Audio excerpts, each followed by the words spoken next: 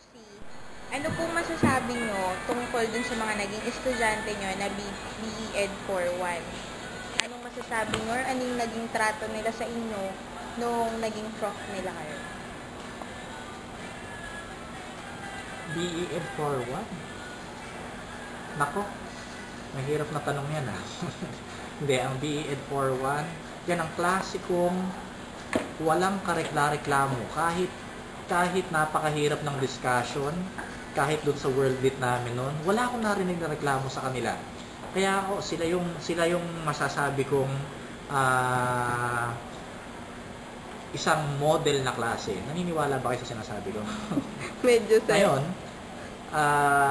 ako, yun ang nag-stand out sa kanila. Tanungin nyo na lang sila kung sila ba naniniwala sa sinasabi ko. Pero hindi, mabait yung klase na yan. They're very responsible.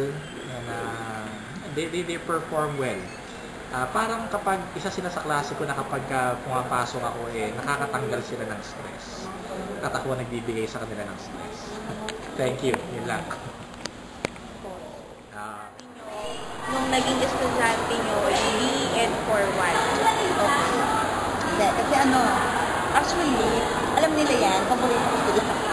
Alam nila yan, paborito ko sila. Tsaka, kasi mababait sila eh. Mababait ang mga students. Tsaka lahat sila magagaling. Wala akong masasabi namin yung mahina sa amin.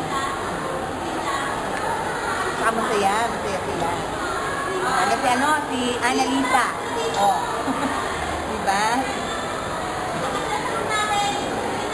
Thank you po. Year, Section 1 ng PLB sa batch 2010 to 2011. Siyempre, I would like to say congratulations sa inyong lahat. Sana maging magagaling na guro kayo in the future.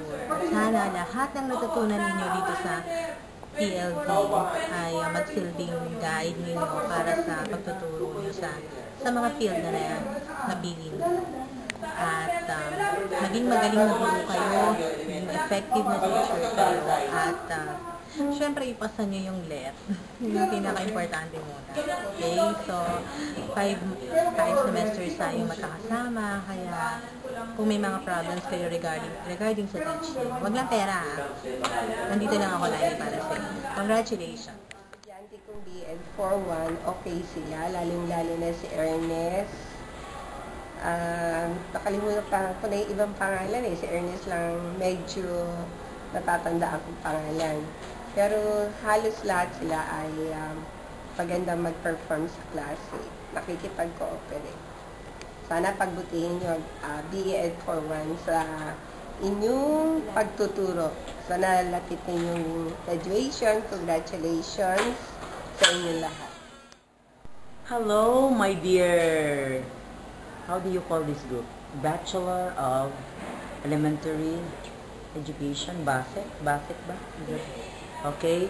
Of course, I am so proud that you have reached the peak of success.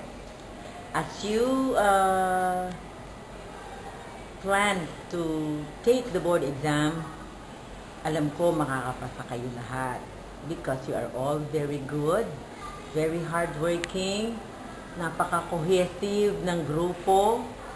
Hindi ko nababanggitin kung ano yung pinagdaanan nyo, but I know from those past experiences, you've learned so many beautiful lessons. And that I will always remember the group because you were my first batch na hinawakan ko. After my 2 years na pamamahinga from PLD, kayo yung unang-una kong hinawakan, and you know that you are a favored class. Isn't that?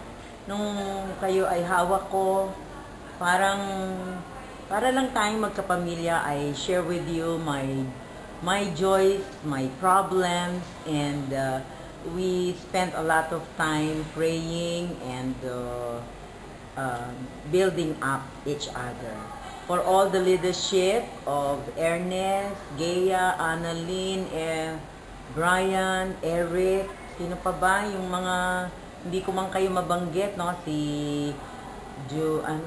Mr. Secapore, si John Paul, si Dayan, Dalawang dayan yan, no? Dami-dami na, okay pa ba? Pwede pa? I am very happy for what you have achieved. Salamat sapagkat nung ako'y teacher nyo sa teaching profession, I believe I challenge you enough to be the best of whatever you will be. And you will be the best teachers. With the grace of God, I know you will be. Congratulations. I love everybody.